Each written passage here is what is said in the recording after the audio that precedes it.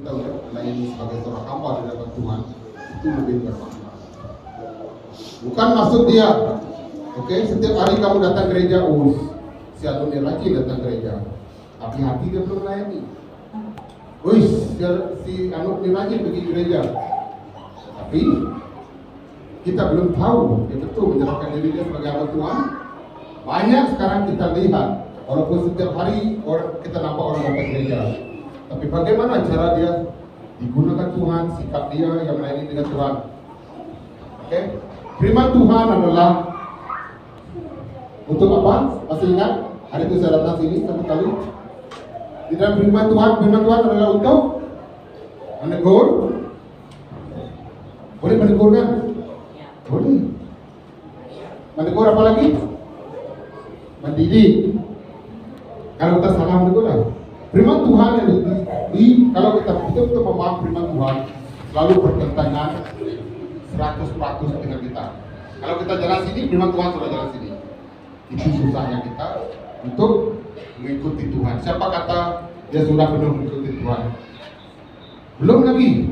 Karena firman Tuhan ini tak boleh habis. Sampai dunia kita dipanggil balik, firman Tuhan tak akan habis. Apa kata Yesus? Walaupun bumi musnah, kita tahu semua. Walaupun bumi musnah, perkataanku tetap ada.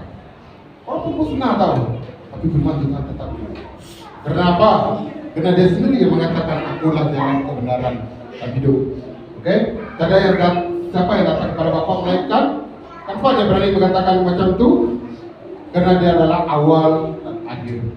Di kitab Wahyu dia mengatakan dia adalah awal dan akhir. Apa maksud awal dan akhir? Di mana kita tahu Yesus itu ada awalnya. Di mana kita mengenal Yesus itu ada akhir dia. Siapa yang tahu? Pernah buka kitab? Bukalah sekali-sekala. Kalau boleh untuk membaca, kita kan ada info sekarang. Audio kita pun ada. Oke? Selalu kita adalah tak paham kalau kita mendengar khotbah saja.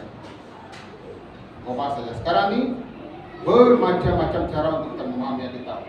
Kadang kalau kita tak memahami satu kitab, dia akan kasih satu bab kepada nabi. Dia ceritakan satu nabi dari perjanjian lama sampai perjanjian baru. Kalau saya katakan, adakah di perjanjian lama kita tahu Yesus ada? Ataupun kita cuma tahu di masa perjanjian baru saja?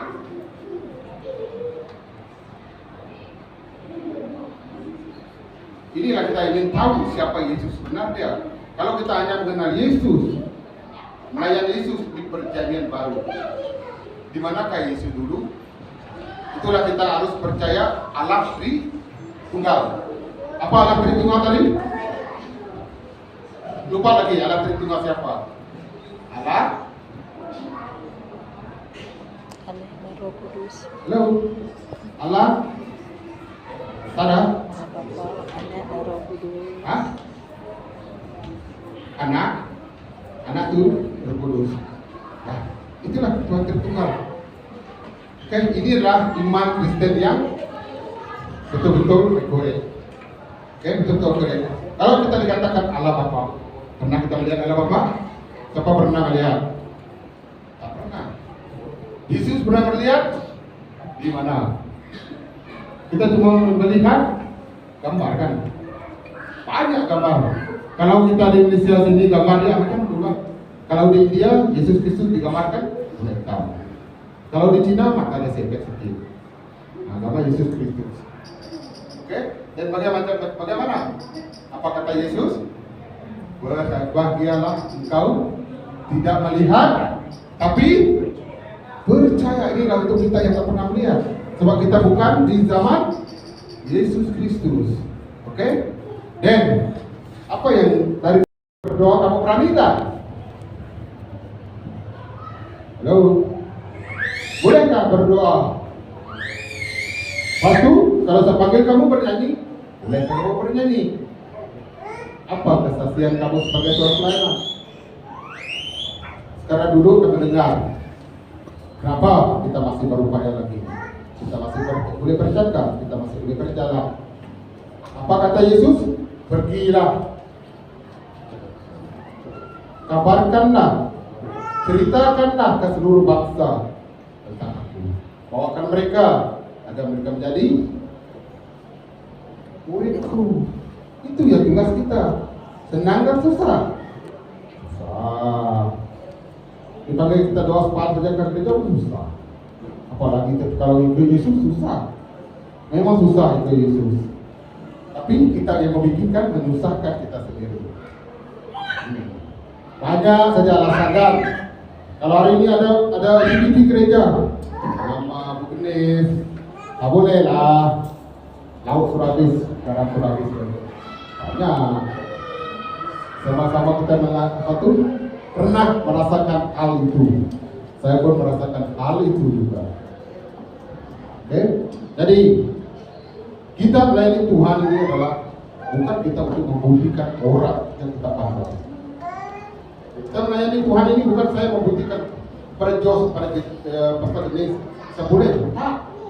Tak payah kita buktikan hal itu, orang akan nampak kita.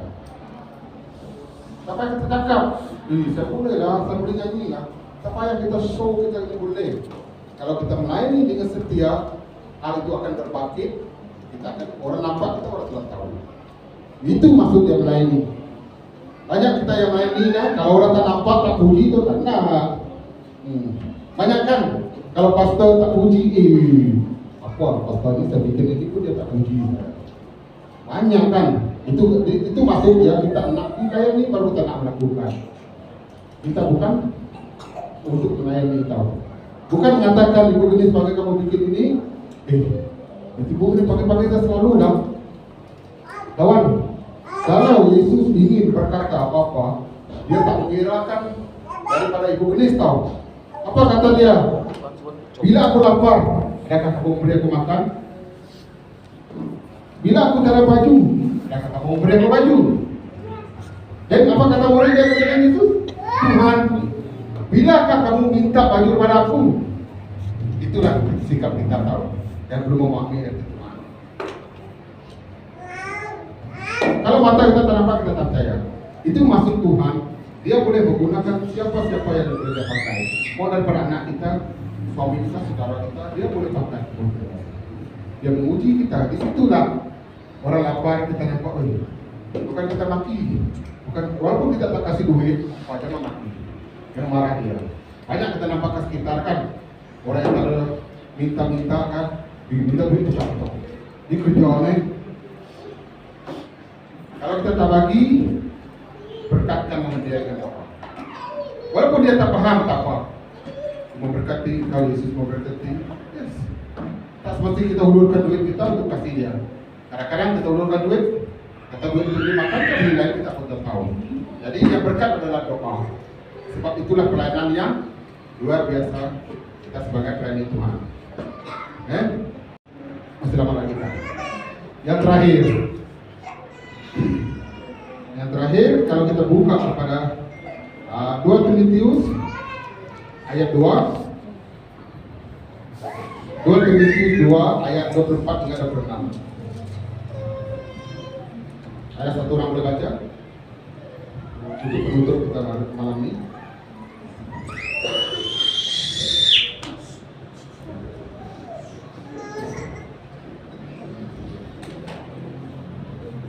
Kalau dikatakan takut kamu orang belajar, sama macam saya pun sama. Kalau pastor, sebab saya adalah jemaat biasa juga. Kalau pastor sekali apa lagi pastor? Ingat kita terletak kalau pada dari kerja panggil ini. Nanti kita sempat untuk doa sepakat. Jangan lambat kita sempat doa sepakat. Sudah satu kali pakai alasan itu, besok pun kita boleh pakai lagi. Boleh lah, alasan itu boleh dipakai. Jadi itulah pekerjaan seorang hamba yang digunakan Tuhan bagi kehidupan gereja. Dia harus memikirkan, ditegur salah, dikatakan salah, tak dikatakan, nah kita goyang kaki. Kita sebagai anak Tuhan ini, kenapa saya kata macam itu, saya dengan kamu adalah sama. Kita bukan gembala, saya pun sebagai semacam gembala juga. orang-orang yang duduk macam kamu juga. Tetapi itulah tadi. Kalau saya mengatakan kamu menyampaikan firman Tuhan, bolehkah? Coba asahkan diri kamu. Bagaimana menyampaikan firman Tuhan? Kalau kita kata firman Tuhan, kita mana mau sampaikan? Kita buka satu ayat. Kalau saya kasih kamu satu ayat, gunakan ayat ini untuk menyampaikan firman Tuhan, boleh. Kita belum bersedia lagi. Belum lagu, belum bersedia lagi. Kamu boleh nyanyi, belum lagu. Memang itu alasan yang terbaik dalam kita. Tetapi itu adalah bukan membangun kita sebagai orang pelayan. Kita ini semua pelayan, kan? Bukan memperhatikan kita pelayan.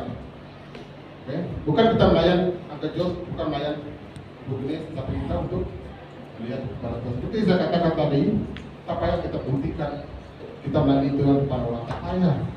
Tak payah kita buktikan untuk suami kita, tak payah. Tak payah untuk buktikan untuk istri, anak kita pun tak payah. Buktikanlah kita dengan Tuhan. Kalau memang betul-betul kamu melayani Tuhan, buktikan. Kalau kamu melayani Tuhan dengan ikhlas hati kamu, apa Tuhan katakan?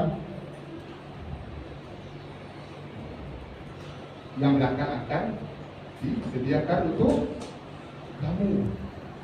Kalau kamu tertuju kepada Tuhan, tak payah kamu beritahu istri kamu, tak payah suami kamu, nanti Tuhan akan merangkumi semua itu. Kamu fokus saja melayani Tuhan. Oke? Itulah saya tengok angka baju adalah go forward. Apa maksud dia? Apa maksud dia? Gila untuk Tuhan. Orang tengok kita macam gila tau. Orang yang tak ngerti. Oke, sampai di sini firman Tuhan. Saya ingin bawa salam berdoa dulu sebelum saya tutup firman Tuhan. Mari kita sama-sama berdoa. Tuhan Bapa kami semua.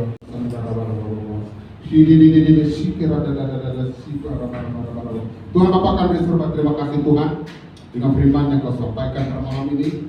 Hamba-Mu telah selesai menyampaikan segalanya. Tuhan terima kasih. Saya mengucap syukur Tuhan karena pimpinan Tuhan yang memberi, yang ingin saya sampaikan Tuhan. Terima kasih juga Tuhan, apa yang kau ingin saya sampaikan.